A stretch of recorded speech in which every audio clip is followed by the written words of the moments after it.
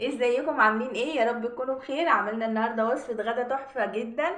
عملنا باستا بصدور الفراخ وعملنا لها صوص حلو قوي. بصوا انا زينتها بقى بالجبنه المبشوره كده وبشويه من الكزبره الخضراء، تقدري تزيني بالطريقه اللي تعجبك. وعملت جنبها سلطه طحينه. يلا بقى تعالي شوفي عملت الفيديو ازاي، وما تنسيش تشتركي في قناتي عشان يوصلك كل وصفاتي. مقادير الوصفه: معايا هنا بانيه مكعبات، ومكرونه قلم، بصلة مفرومة، ومعايا فص توم، مكعبين زبدة تقدري تستغني عنهم وتحطي زيت بس او زيت مع سمنة، بس هي بتدي طعم حلو قوي. التوابل هنا بسيطة خالص. معايا ملح وفلفل اسود وبابريكا، ومعايا هنا زعتر وتوابل فراخ، ومعايا هنا الصلصة عشان المكرونة. يلا بينا نشوف هنعملها ازاي. جبت وok وهحط فيها معلقتين زيت كده، مكعبات الزبدة واسيبهم يسخنوا شوية. وبعد ما سخنوا هننزل كده بمكعبات الفراخ الاول. مش هحط البصل الاول زي الوصفات التانية، لا هسيبها شويه كده مش هقلب. عايزه انزل بمكعبات الفراخ الاول زي ما وريتكم كده، عشان عايزه اديها لون من ناحيتين يبقى لونها ذهبي جميل كده، وبعدين نحط البصل عليه. وعلى ما الفراخ تتشوح حطينا ميه كده لسلق المكرونه، وننزل بيها كده بالراحه بسم الله.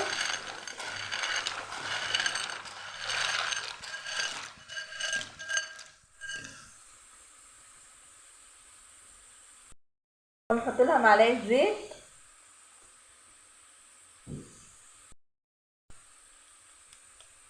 وملح،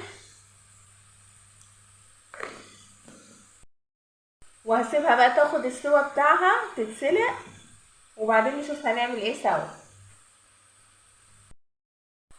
بصوا التوم ده انا عاملاه في البيت جميل قوي، وبحب اخد معلقه من الزيت بتاع التوم اللي انا حافظاه فيه، بيدي طعم وريحه حلوه قوي، تبقى جميله ما شاء الله. هنزل كده وانا مش هحط حاجه تاني غير التوابل، ومش هنزل بالبصل الا ما الفراخ دي تتشرب كل الصوص بتاعها. احط التوابل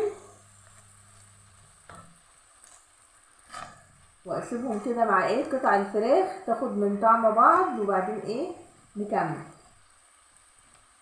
وبعد ما الفراخ خدت اللون الذهبي بتاعي الجميل كده، هنزل بالبصله المفرومه واسيبها تتشوح معاها شويه وتنزل ميتها. شوحت البصله معايا، هحط الصلصه.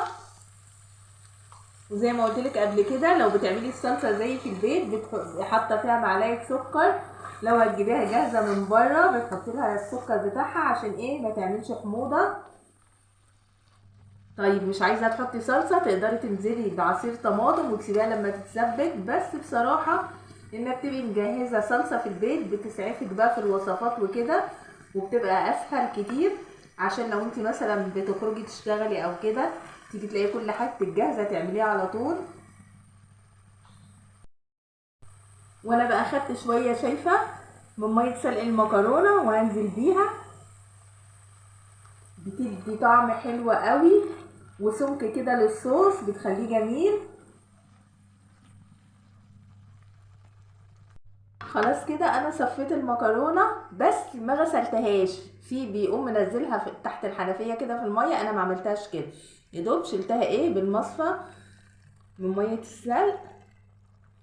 وانا مش سلقاها قوي عشان اما اديها تقلبتين كده في الصوص تبقى جميله، مش عايزاها مهريه. ونقلب بقى، الله على الجمال، الريحه بصراحه حلوه قوي،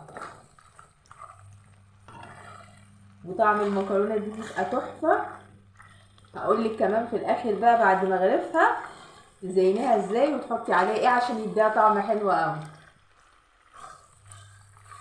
بصي انتي خليكي مع الشيف بتاعتك بس، وانا والله خليكي استاذه في المطبخ كده، عارفه حتى لو ما بتعرفيش تعملي اي حاجه خالص هخليكي عبقريه في المطبخ، هخلي كلهم يبصوا ايديكي كده ويقولوا لك كل يوم ادخلي اعملي لنا وصفات حلوه. بس خليكي مع الشيف بتاعتك وحطي لها لايك حلو زي كده. بس خلصنا كده.